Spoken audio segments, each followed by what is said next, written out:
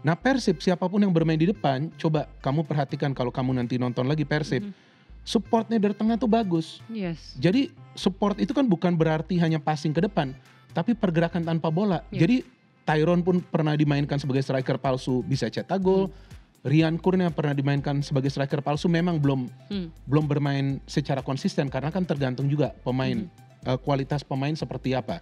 Tapi karena support sistemnya itu dari second line itu bagus, jadi yang main di depan ini juga efektif menjalankan perannya. Seandainya pemain ini tidak ada progres di putaran pertama, mungkin putaran kedua sudah dipinjamkan dia. Persib sudah mengontrak pemain lain karena musim lalu Beltrame itu bagus. Artinya Persib nih juara dengan dua format yang berbeda, tapi dengan pelatih yang sama. Best. Artinya ini pelatih yang memang pintar memaksimalkan sumber daya pemain yang dia punya. Mungkin kalau pelatih lain, mungkin ya, melihat begitu banyak pemain yang cedera sampai pernah 8, mungkin akan teriak-teriak ke manajemen, bawa dong pemain. Ya kan gimana saya mau membentuk tim ini bisa bermain secara konsisten, tapi pernah 8 pemain, jumlah pemain di bangku cadangan itu juga sedikit, Persib bisa menang juga. Ya kan, maka itu gak salah juga meraihkan juara di coffee shop, gak perlu nendang bola udah juara. Bener. Ya. Itu best ya.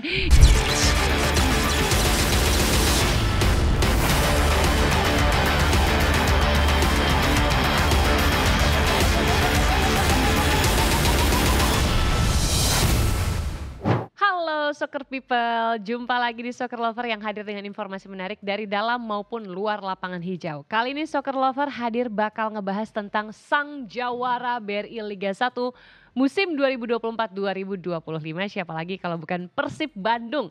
Kini Persib berhasil menyamai 4 gelar Persipura dan menjadi klub tersukses di Indonesia. Selain itu mereka juga menjadi tim kedua yang berhasil back to back juara setelah Bali United. Jadi tim ini menarik banget ya, karena diterpa banyak pemain cedera. Main di 2 kompetisi, Ciro dan David da Silva juga nggak seperti musim lalu performanya. Tapi masih tetap bisa juara. Nah, untuk mengulasnya kita akan berbincang bersama pengamat sepak bola kesayangan kalian semua, Bung Binder Singh. Bung, apa kabar? Baik Sheila. Wadaw, ya kan back to back Pangeran Biru.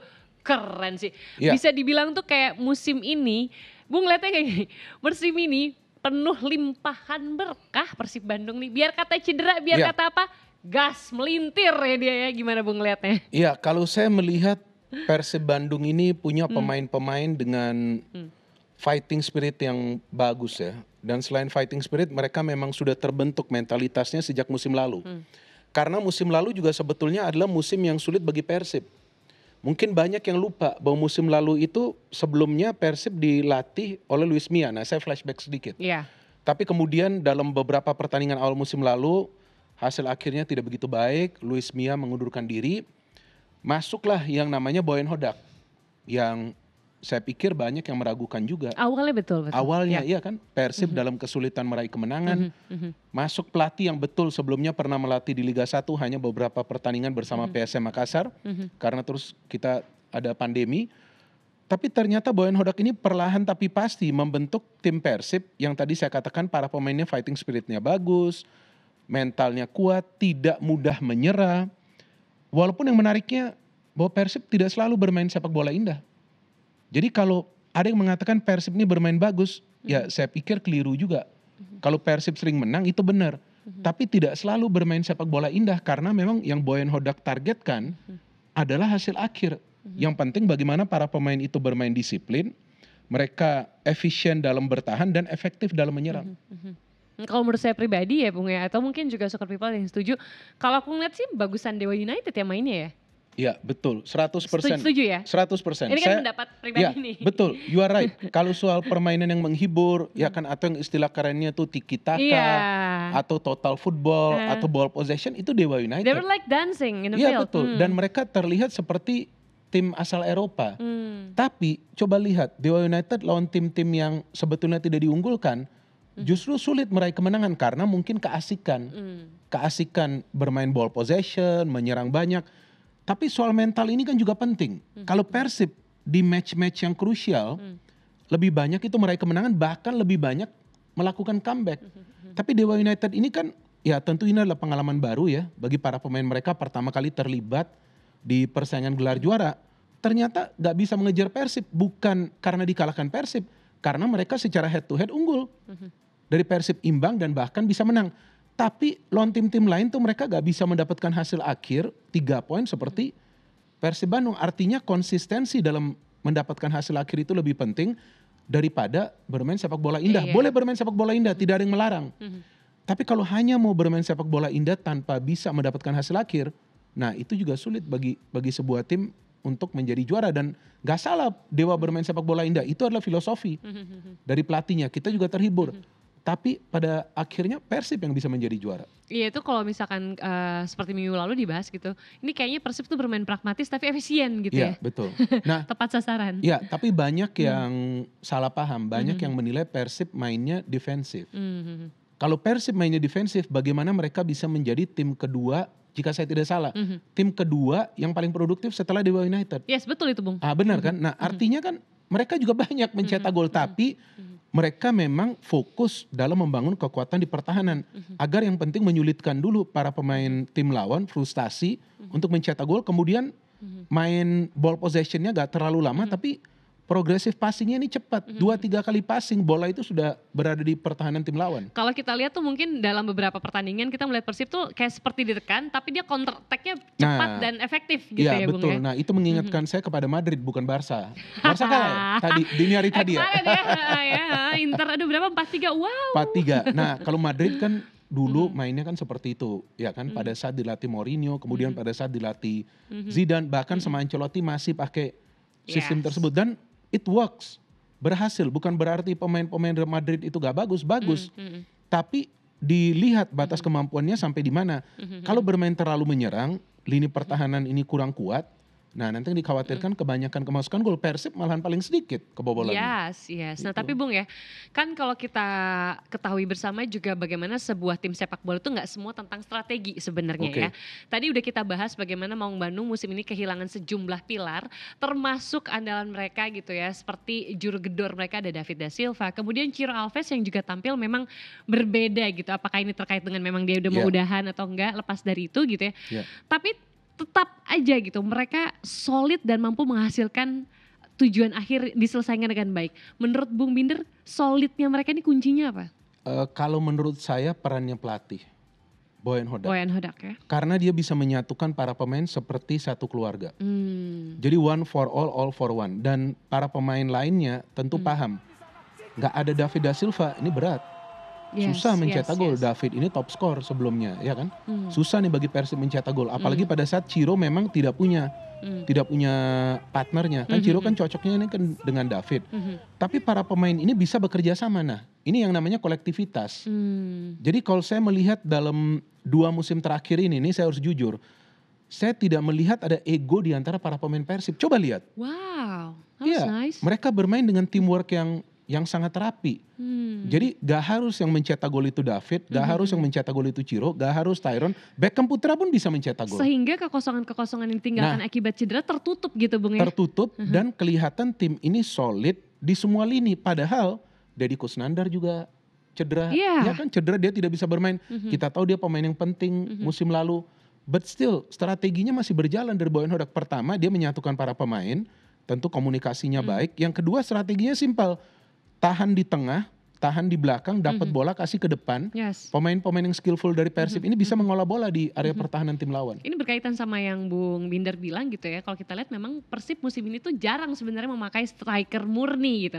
Mereka sering memainkan false nine dengan menempatkan seperti Rian Kurnia gitu ya di depan.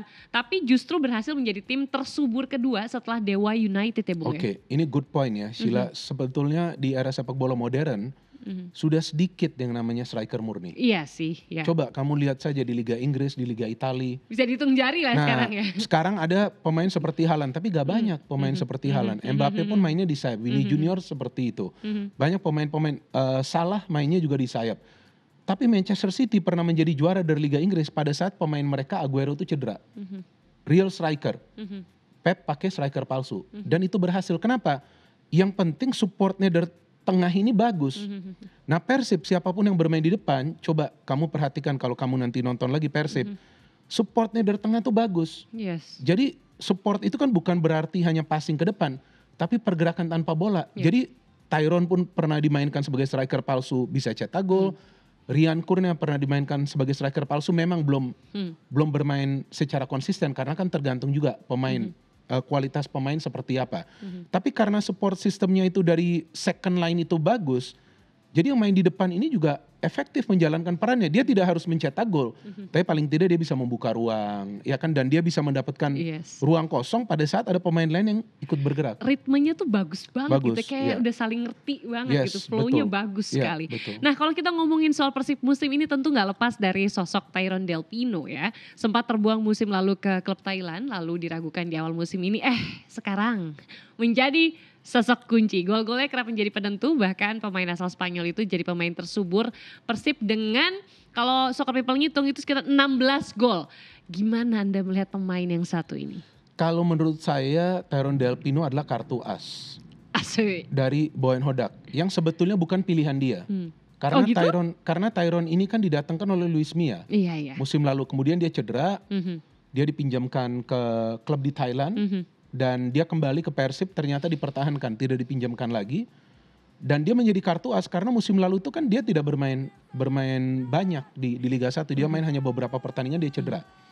Dan karena ini, kalau menurut saya, karena Tyrone ini ingin membuktikan bahwa sebetulnya dia pemain yang bagus, maka itu pada saat dia diberikan kesempatan, dia bisa langsung perform. Jadi dia di putaran pertama itu sudah mencetak banyak gol.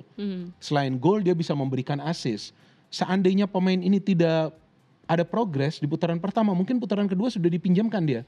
Persib sudah mengontrak pemain lain karena musim lalu Beltrame itu bagus, pemain Persib, pemain asal Italia, tapi kemudian tidak diperpanjang atau mungkin memang tidak ada kesepakatan, ya kan, kita nggak tahu apa yang terjadi. Nah, atau mungkin memang dia ingin pindah bermain di negara lain. Tapi Tyrone ini membuktikan bahwa pada saat dia dikasih kesempatan, artinya chance itu penting bagi seorang pemain. Dia tidak menyia-nyiakan kesempatan itu. Dan Tyrone main di tim yang seperti tadi saya katakan supportnya bagus. Tyrone kan tidak bekerja sendirian. Ada juga beberapa assist dari Ciro, ada juga dari David, ada juga dari Beckham Putra. Sebaliknya dia juga memberikan assist. Jadi pada saat tim ini bermain mengandalkan kolektivitas dan juga satu tujuan, bagaimana caranya mereka bisa dapat poin, ya kita lihat semua pemain itu bisa perform. Bahkan Beckham Putra yang putaran pertama performanya menurun, jarang masuk lineup, putaran kedua tiba-tiba pada saat diperlukan loh. Itu yang namanya mental. Padahal pemain muda masih berusia 23 tahun tuh kalau nggak salah. Ketika diperlukan, keren banget. Tapi kalau ngomongin soal ini juga aku jadi mikir kayak kepercayaan Boyan Hodak terhadap timnya. Itu juga luar biasa gitu. Kayak tadi Bung Binder bilang Pino bukan pilihannya Boyan Hodak, tapi pilihannya Luis Mia. Tapi ketika masuk dia bisa mungkin melihat potensi dan menaruh trust ke dia hingga bisa menghasilkan putaran yang sangat baik. Nah, memang sosok sang nahkoda Boyan Hodak ini benar-benar vital ya, Soccer People ya. Dia ini bisa meramu tim dengan memaksimalkan potensi para pemainnya. Padahal kan kalau kita ingat dia tuh musim lalu ketika Liga sudah berjalan menggantikan Luis Mia yang kita yakin juga bukan sesuatu yang mudah ya. Kayak nggak langsung bongkar langsung pasang kan, ada adaptasi, perkenalan dulu gitu ya. Dan saat itu Persib lagi terpuruk lagi di papan bawah. Gimana Anda melihat pelatih asal Kroasia ini yang memang menarik karena kemarin habis kalah dari Malut United, dia bercanda kalau Persib bisa aja ngerayain juara di coffee shop. Tapi beneran ya, mereka ngerayain juara di kantor Persib yang emang ada tempat ngopinya sih. Iya betul, padahal tentu dia bercanda ya kan, tapi kan dia berharap juga Persebaya lawan Persik Kediri tidak berakhir untuk kemenangan bagi Persebaya, supaya Persib itu bisa merayakan gelar juara sambil nobar lah, sambil ngopi di kafe. Tapi gimana Anda ngeliat sosoknya dia? Berbicara soal Boyan Hodak, saya bisa mengatakan ini pelatih yang pintar. Kenapa? Karena dia masuk nih ya ke klub baru ya, Persib Bandung. Dia langsung bisa mengidentifikasi kelemahan dari Persib. Dari musim sebelumnya. Apa kelemahan Persib dari musim sebelumnya? Jadi pada saat Luis Mia sempat masuk juga di pertengahan musim, kan sebelumnya Luis Mia masuk menggantikan Robert Rene Alberts tuh di musim sebelumnya lagi. Nah pada saat itu Persib bermain juga sepak bola ball possession, umpan-umpan pendek, selalu menyerang di setiap match, bisa mencetak banyak gol, tapi banyak kemasukan gol Sheila. Nah kalau menurut hemat saya, Boyan Hodak ini melihat kelemahan Persib itu pasca Luis Mia ya, bukan sebelum-sebelumnya. Pasca Luis Mia adalah lini pertahanan yang lemah. Jadi first yang dia benahi itu lini pertahanan, dan pada saat dia masuk belum ada Franka. ada si Rodriguez, Alberto Rodriguez. Jadi dia membentuk dulu, Kuipers bersama Rodriguez ini harus bisa bekerja sama menutup ruang. Dia bentuk dulu benteng pertahanan yang kuat. Pada saat benteng pertahanan itu sudah kuat 2-3 match, baru dia minta para pemain mengambil resiko untuk lebih involved dalam attack. Maka itu Persib tuh progresnya perlahan-lahan pada saat Boyan Hodak masuk musim lalu. Tapi dia benahi dulu, defense-nya ini lemah. Detail ya dia. Nah, ya jadi berarti. dia tahu kelemahan. Daripada dia langsung memaksa para pemain, ayo menyerang karena kita butuh poin. Yes. Tapi koleksi poinnya perlahan bagi Persib dan mereka tidak finish di peringkat nomor 1 musim lalu karena nomor 1 musim lalu formatnya kan beda. Championship Series yang ada 4 tim lagi yang lolos ke Final Four. Tapi musim ini dia bisa membawa number 1. Artinya Persib nih juara dengan 2 format yang berbeda tapi dengan pelatih yang sama. Best. Artinya ini pelatih yang memang pintar memaksimalkan sumber daya pemain yang dia punya. Mungkin kalau pelatih lain, mungkin ya melihat begitu banyak pemain yang cedera sampai pernah 8, mungkin akan teriak-teriak ke manajemen, bawa dong pemain. Ya kan gimana saya mau membentuk tim ini bisa bermain secara konsisten, tapi pernah 8 pemain, jumlah pemain di bangku cadangan itu juga sedikit, Persib bisa menang juga. Ya kan, maka itu gak salah juga meraihkan juara di coffee shop. Gak perlu nendang bola udah juara. Bener. Itu best ya. Ini bisa jadi kemenangan yang ikonik lah ya sebenarnya bisa dibilang gitu. Tapi setuju sama Bung Binder tadi dikatakan bahwa awalnya memang Boyan Hodak ini memperbaiki pertahanan dari Persib yang sekarang kita bisa mengapresiasi lini belakang yang juga jadi sorotan gitu. Bagaimana duet dari Nick Kuipers dan juga Franka menjadi benteng pertahanan. Gak cuma itu, keduanya juga ini produktif menjebol gawang lawan. Jadi total Kuipers dan Franka udah cetak gol 8 gol dan 3 assist. Wow. Lini belakang nih, best ya. Kayaknya Persib beruntung banget sih punya duet ini tuh kayak ketemu gitu, pairnya. Oke, Franka adalah pemain baru. Nick Kuipers sudah lama, dari tahun 2019. Musim lalu, Nick Kuipers punya temannya di pertahanan Rodriguez, sama bagus juga. Walaupun ya defense mereka lebih banyak kemasukan gol, tapi tidak beda jauh lah dengan musim ini. Artinya ini sebetulnya kuncinya ada di Nick Kuipers. Dia nyaman bermain dengan siapapun. Iya, jadi pemain yang bermain bersama dia juga bisa bermain dengan tenang karena dia bisa cepat tune in, dia bisa menjalin komunikasi yang baik. Dan saya pernah mengatakan juga dan saya bisa mengatakan sekarang juga bahwa Nick Kuipers adalah salah satu pembelian Persib Bandung yang terbaik. Salah satu yang terbaik itu Nick Kuipers di lini pertahanan. Maka itu dari 2019 naik turunnya performa Persib, tapi dia masih dipertahankan karena performa dia stabil. Dia stabil, dia gak pernah dilepas ke klub lain. Nah sekarang kita gak tahu apakah dia akan dipertahankan atau tidak. Tapi ini kuncinya ini di Nick Kuipers. Padahal dia bukan pemain yang punya kecepatan, tapi dia pemain yang pintar membaca permainan dari tim lawan. Jadi siapapun yang bermain dengan dia nyaman. Contohnya seperti Rizky Ridho lah di timnas.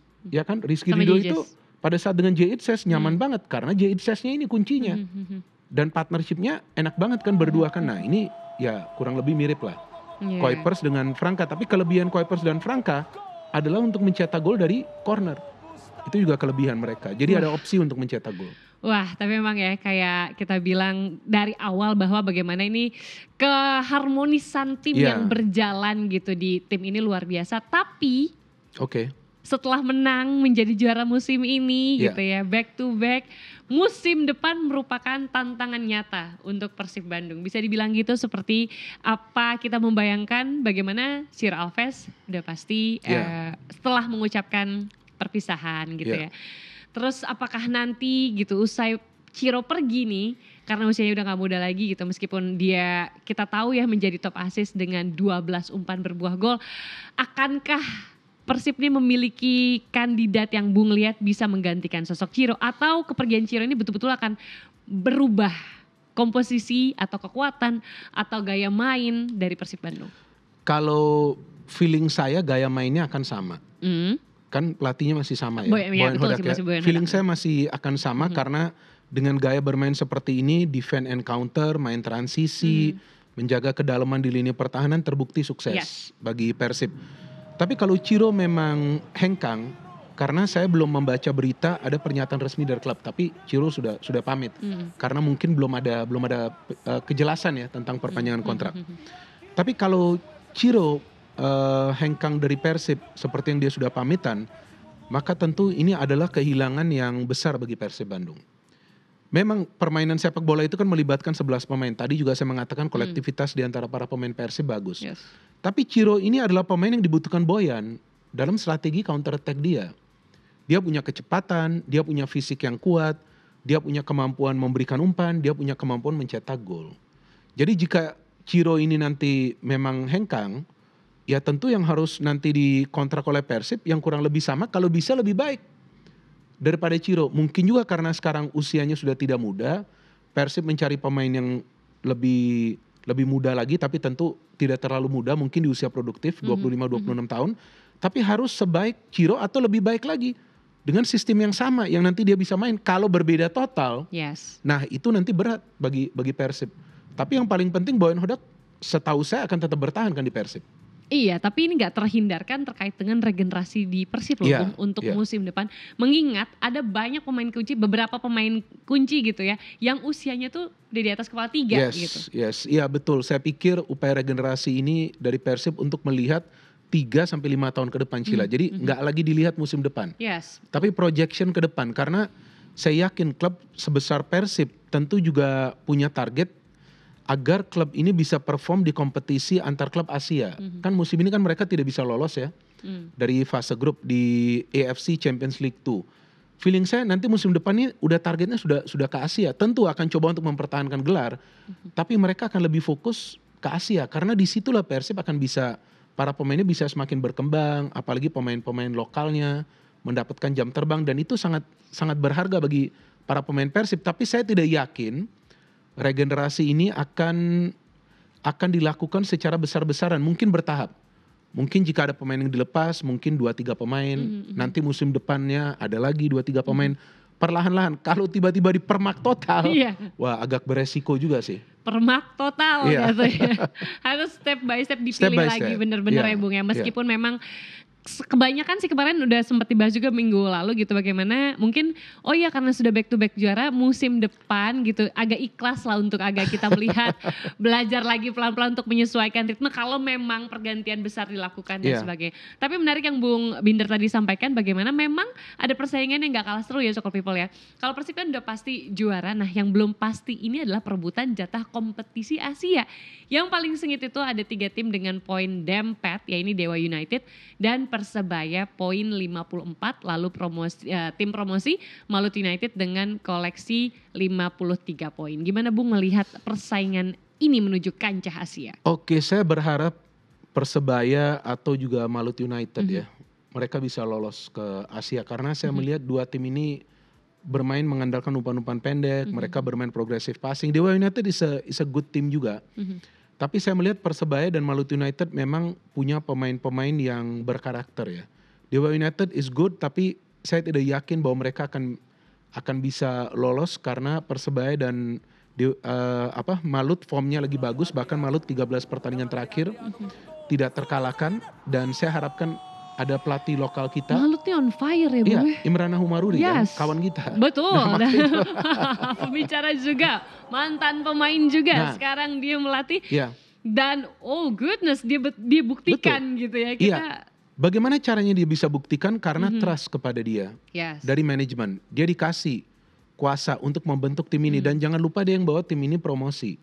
Jadi saya harapkan dia bisa membawa tim ini menciptakan sejarah lah, bawa tim ini ke Asia. Tapi kalaupun nanti Dewa United juga ikut ya, Dewa United juga is a good team. Tapi saya melihat Persebaya dan Malut punya potensi yang lebih baik. Persebaya memang lagi sulit meraih kemenangan, tapi tim ini juga sulit kalah. Lawan Persik Kediri kan ya, walaupun mereka kehilangan keunggulan, mereka tapi juga gak kalah sulit juga. Kalah tuh gimana? Nah itu dia, kebanyakan imbang juga kan Persebaya.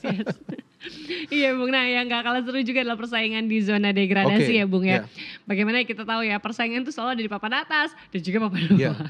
Secara matematis peringkat 12 hingga 18 itu masih berpeluang turun kasta. Menurut Anda melihat persaingan saat ini seperti apa? Lebih ngeri melihat persaingan di papan bawah, karena itu fight for survival. Itu fight for survival. Mereka ingin berjuang agar bertahan.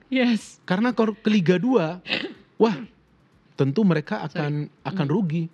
Kalau ke Liga 2, mereka ingin bertahan di Liga 1 dari segi sponsorship, dari segi exposure, pemain-pemain yang nanti didatangkan bisa lebih baik lagi. Ya memang kalau saya melihat kan hampir semua tim ini punya peluang, mulai dari zona degradasi di klasmen sementara sampai ke peringkat ke-12 tadi Anda katakan. Persik Kediri 12 sampai 18. Persik Kediri saya pikir dengan 1 poin kemarin kemungkinan mereka akan bertahan.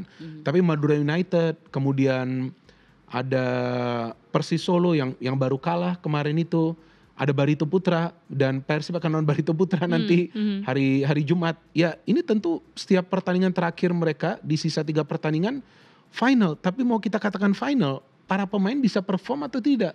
Saya kasih contoh match yang terakhir saya siaran. Persis Solo melawan Arema FC. Persis Solo bermain bagus, dapat banyak peluang depan gawang, tapi gak bisa cetak gol. Gak masuk barangnya. Arema FC main counter cetak gol, menang mereka. Jadi efektif soalnya. Jadi jika ingin menjadi juara perlu mental yang kuat, mau terhindar dari degradasi juga harus punya mental yang kuat. Kalau depan gawang gak bisa finishing, gimana caranya mau menang kan? Itu juga masalah.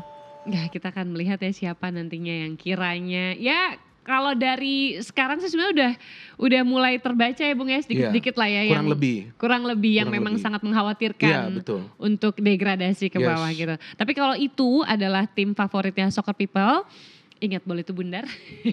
Jadi berdoalah yang terbaik, mudah-mudahan ya kan ya Bung. Mana tahu tiba-tiba seoke itu. Iya ya betul, kan? Pokoknya jangan lupa bola itu bundar bukan binder. Wow. Nah iya artinya kalaupun saya ada prediksi belum tentu benar.